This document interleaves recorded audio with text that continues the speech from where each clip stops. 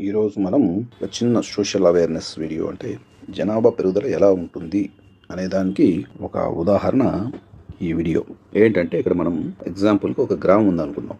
ఒక విలేజ్లో 2 families ఉన్నాయనుకుందాం. 2 families are 2 వర్గాలు అనొచ్చు, లేదంటే 2 ఫ్యామిలీస్ అనుకుందాం. A family, B family. ఇప్పుడు ఏ ఫ్యామిలీలో 75 మెంబర్స్ ఉన్నారు, బి ఫ్యామిలీలో 25 members or 25 families. 75 families, 25 families. ఇప్పుడు ఏంటంటే ఏ సైడ్ ఉన్న ఫ్యామిలీలో 75 మెంబర్స్ ఉన్నారు కదా, వీళ్ళు ప్రతి ఒక్కరు ఒక వ్యక్తి 2 పిల్లలకి జన్మనిస్తున్నారు అనుకుందాం.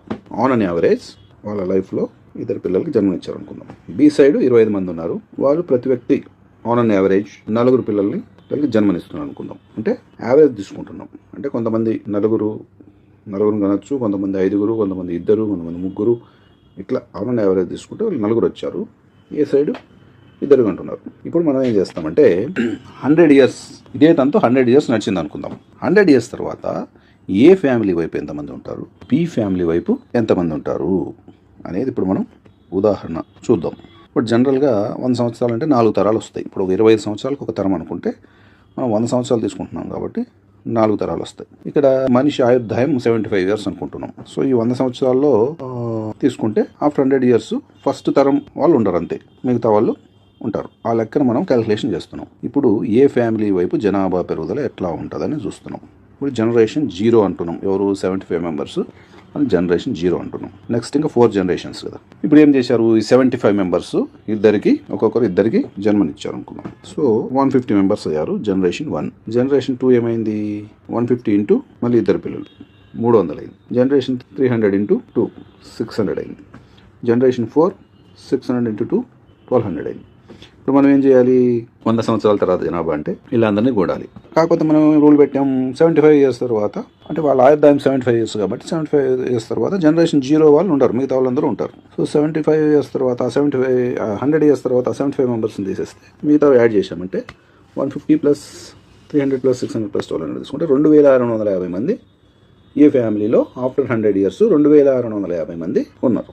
ఇప్పుడు బి ఫ్యామిలీ వైపు మనం క్యాలిక్యులేషన్ చేద్దాం.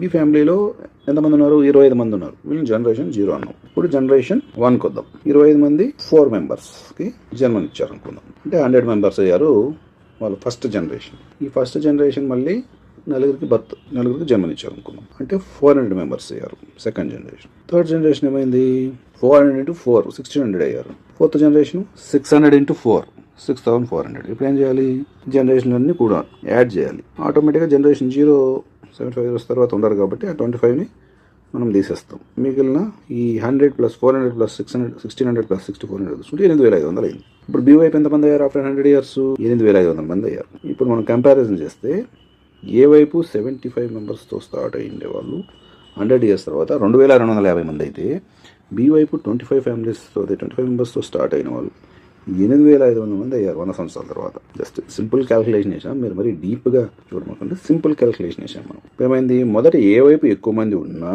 బి వైపు ఎక్కువ పిల్లలు పుట్టడం వల్ల 100 సంవత్సరాల తర్వాత బి వైపు జనాభా చాలా ఎక్కువ అయింది. ఇది ఒక social awareness video. Thank you. Video నచ్చితే లైక్ చేయండి, కాంటెంట్ నచ్చితే సబ్స్క్రైబ్ చేయండి. Thank you.